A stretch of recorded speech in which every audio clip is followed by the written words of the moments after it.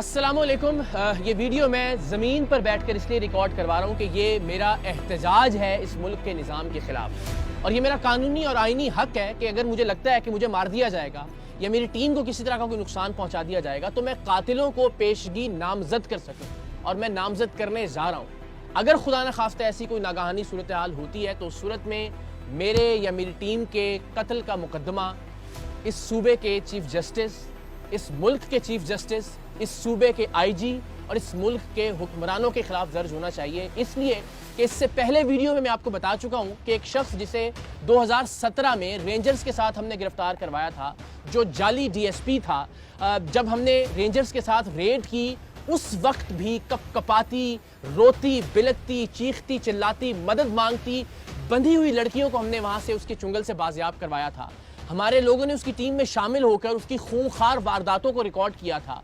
हमने आपको दिखाया था कि किस तरह से वो मियाँ बीवी को लेकर आया था, दोनों को बरहना करके तशद्दुद का निशाना बनाया था, बीवी को अपने पास रखा था और शौहर को भेजा था कि वो अपनी बीवी के तावान के पैसे लाए और बीवी को वापस लेकर जाए। ये तमाम तर उसकी दहशत, उसकी वहशत, उसकी बर्बरियत हमने रिकॉर्ड की अपनी जान पर खेल कर। एक लहजे के लिए जो लोग कहते हैं ना जी फेक और प्लांटेड प्रोग्राम, जरा कोई एक लम्हे के लिए ये जुर्रत करे कि लोडेड पिस्टल्स के सामने आप उसके गैंग में शामिल होकर उसके खिलाफ खुफिया रिकॉर्डिंग कर रहे हो। अल्हम्दुलिल्लाह हमने वो किया, रेंजर्स के साथ इसे गिरफ्तार करवाया। अल्टीमेटली ये शख्स बाहर आ गया, और जो ये शख्स बाहर आया है उस पर कितनी FIR हैं जरा मुलाहिजा कीजिएगा। इसकी वालिदा आंटी शबनम, उन पर जो सिर्फ अभी पिछले 24 घंटे में हमने रिकॉर्ड हासिल किया उसके मुताबिक 5 FIRs हैं। 2013 में 2, 2014 में 1, 2015 में 1, 2016 में। इसी तरह जो शख्स जो हमने गिरफ्तार करवाया, जो जाली डीएसपी था और उसने अपने इर्द गिर्द जाली पुलिस बना रखी थी, उस पर सिर्फ अभी जो हमने 24 घंटे में इंफॉर्मेशन हासिल की 7 FIR हैं। कत्ल की, इक़दामे कत्ल की, मनशियात की, डकैती की, राहज़नी की, गैर कानूनी असलहे की, इग़वा बराए तावान की। और ये शख्स आज भी सुबह अदालत में धमकी दे के गया है कि मैं देख लूंगा टीम सरेआम को। आज पेशी थी और आज भी उसकी जमानत, जो अबूरी जमानत उसने हासिल की थी, वो कंटिन्यू हुई है और अगली तारीख पड़ गई है। आप अपने साथ साथ भी देखते रहेंगे, लेकिन मैं आपको ज़रा बताता भी रहता हूँ। ये दरख्शां थाने में 2016 में इस पर दफ़ा 324 के तहत मुकदमा दर्ज हुआ। ये वजी जिस जाली डीएसपी की मैं बात कर रहा हूँ, 2013 में हमने तो 2016-17 में कार्रवाई की, 2013 से इस पर मुकदमात होते आ रहे हैं और ये शख्स बाहर है आज भी। 2013 में इस पर FIR दर्ज हुई। थाना सर सैयद में पुलिस की जाली वर्दी बरामद हुई, 170 और 171 दफात लगी। 292 दफ़ा के तहत 2013 में एक और मुकदमा इस पर दर्ज हुआ, इसकी वालिदा आंटी शबनम पर दर्ज हुआ। फिर वजी पर 2016 में 10/5/2016 को एक और मुकदमा दर्ज हुआ, 170, 171 और दफ़ा 34 के तहत थाना सर सैयद में।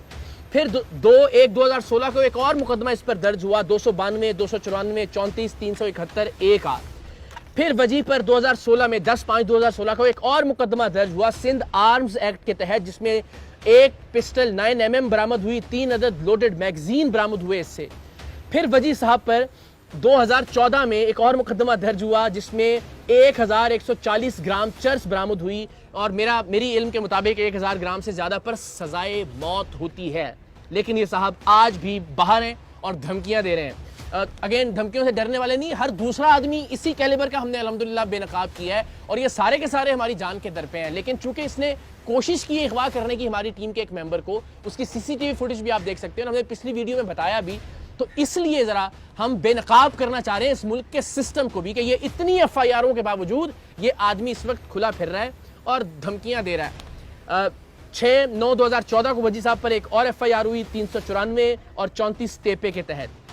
इस शख्स पर जाली डीएसपी वजी पर 2/1/2014 को एक और मुकदमा दर्ज हुआ सिंध आर्म्स एक्ट के तहत, जिसमें रिवॉल्वर 32 बोर 2 राउंड जिंदा यानी और बगैर लाइसेंस के ये बरामद हुए से। सारी आप अपने साथ अपनी स्क्रीन पर देख सकते हैं। 28/5/2015 को वजी पर एक और मुकदमा दर्ज हुआ, 342, 324, 355, 170, 171, 392, 34, 504, 337 ये दफात लगी इसके अंदर। फिर जनाब इनकी वालिदा पर, आंटी शबनम पर, जो कि बुनियादी तौर पर एक फहाशी का अड्डा चलाने का और मनशियात का अड्डा चलाने का काम करती हैं, 2014 में, ये नई FIR नहीं है, 2013 से ऑनवर्ड्स के FIR आपको दिखा रहे हैं, 1595 ग्राम चर्स बरामद हुई 2014 में। ये FIR आप स्क्रीन पर देख सकते हैं। फिर जनाब एक और मुकदमा दर्ज हुआ और उसकी तारीख है 15/3/2020। ये थाना सर सैयद सेंट्रल में दर्ज हुआ और इसमें 371, 372 तेपे, 34 तेपे ये सारी दफात लगी। ये वो हैं जो अभी हम हासिल कर सके रिकॉर्ड। इस कदर ख़तरनाक मुजरिम, कत्ल, इक़दाम कत्ल, मनशियात, गैर कानूनी असलहा, अगवा बराए तावान, जिसे रेंजर्स के साथ हमने गिरफ्तार करवाया, जो इस वक्त बाहर निकल कर हमारे एक मेंबर को गिरफ्तार कर अगवा करके तशद्दुद की गरज से उसने उसको बताया कि मैं तुम्हें हब चौकी पर ले जाकर टुकड़े करके मारूंगा और बाकी मेंबरों को भी टीम सरेआम की। और वो अल्लाह की मेहरबानी से सीसीटीवी फुटेज में आप देख सकते हैं कि जो उसे गोलियां ज़बरदस्ती पिस्तौल के जोर पर खिलाई थी, उनका असर ज़ायल हुआ और बेचारा वो भागने में कामयाब हो गया। तो उस अगवा का जो पर्चा हुआ उसकी गिरफ्तारी से पहले जमानत हो गई और आज उसकी जमानत में मजीद तौसी हो गई है। इस कैलिबर का शख्स इस मुल्क के अदालती निज़ाम के हाथों आज़ाद फिर रहा है।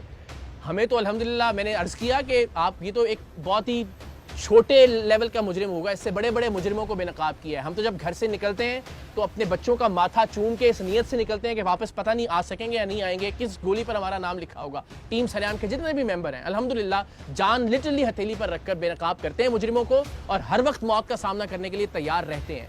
लेकिन जो खतरनाक चीज़ है, एक तो ये कि एक ऐसा आदमी जिसने टीम सरेआम की मदद की, वो अगवा हुआ, अगवा होने से वो बच निकला किसी तरह से, और उस पर जो FIR हुई उसमें उसको जमानत मिल गई उस मुजरिम को जिस पर दर्जनों मुकदमात हैं, कत्ल के, इक़दाम कत्ल के, असलहे के, अगवा बराए तावान के।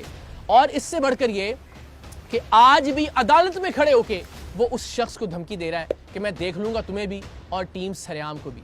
तो ये मुझे नहीं पता कि कौन सा लफ्ज़ इस्तेमाल किया जाना चाहिए इस मुल्क के निज़ाम इंसाफ के लिए। पुलिस एहलकार ज़ाहिर वो यही कर सकते हैं, उन्होंने ये इतने सारे पर्चे दिए हैं उस पर। अब ज़ाहिर अदालतों का काम है कि उसको सज़ा दी जाए, कम से कम ऐसा ख़तरनाक आदमी बाहर ना हो।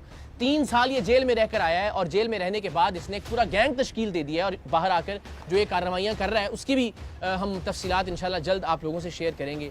लेकिन आप सोचें, इस मुल्क में क्या आप और मैं अपने बच्चों को छोड़कर मरना पसंद करेंगे इन हालात में कि जब एक क्रिमिनल इतना ताकतवर है, एक फहाशी का अड्डा चलाने वाली उसकी माँ इतनी ताकतवर है कि इतने मुकदमात में वो इस वक्त भी जमानत पर है और धमकियां दे रहा है। और आज ही उसने एक मोबाइल शॉप पर जाकर हमारे ही एक मेंबर के शनाख्ती कार्ड पर एक मोबाइल फ़ोन भी ख़रीदा है और उसकी भी तस्वीर हमें मौसूल हो गई हैं। ये हाल है इस मुल्क का। हमें कहा जा रहा है कि जी आप पुलिस की सिक्योरिटी ले लें जब तक हम इस शख्स को गिरफ्तार नहीं करते। किस चीज़ में गिरफ्तार करेंगे? ये इतने सारे मुकदमे हैं, सब में तो उसकी बेल हो गई, वो बाहर आ गया है। मैं शुक्रगुजार हूँ DIG साउथ का, SSP साउथ का, SP साउथ का, SSP इन्वेस्टिगेशन बशीर बरोही साहब का, शिराज साहब का, जितने भी अहबाब हैं फ़ोन कर रहे हैं, हमदर्दी का इजहार कर रहे हैं, कह रहे हैं जी पुलिस एहलकार भिजवा देते हैं आपके साथ, टीम के साथ। लेकिन हम आवाम के टैक्स के पैसों से सिक्योरिटी नहीं लेंगे। हम अपने तौर पर जो कर सकते हैं वो कर रहे हैं, लेकिन इन्हीं वसाइल को इस्तेमाल कीजिए इस तरह के मुजरिमों के ख़िलाफ़ खुदा के वास्ते।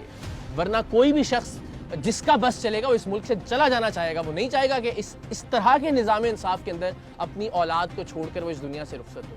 सो मेरी जितने भी अरबाब इख्तियार इस वक्त देख रहे हैं, बिलखुसूस अदालत से मुतल्लिक़ा जो शख्सियात हैं, अल्लाह ने जिन्हें इख्तियार दिया इंसाफ का, उनसे दस्तबस्ता दरख्वास्त है, इस क्रिमिनल रिकॉर्ड का हामिल शख्स भी अगर इस वक्त आज़ाद फिर रहा है तो फिर वो लोग जो तनकीद करते हैं वो तो करते ही हैं, मैं भी तनकीद कर रहा हूँ। अगर इस पे तौहीन अदालत लगती है तो मैं हाजिर हूँ, गिरफ्तार कर लीजिए, जो सज़ा बनती है आप बिल्कुल सज़ा दीजिए। लेकिन अपने बच्चों के लिए, अपने बच्चों के मुस्तक़बिल के लिए हम आवाज़ उठाते रहेंगे। मकसद कोई हमदर्दी वसूल करना नहीं है, कोई सिक्योरिटी लेना नहीं है और ना इंशाअल्लाह अज़ीज़ हम लेंगे। मकसद सिर्फ बेनकाब करना है इस मुल्क के निज़ाम इंसाफ को।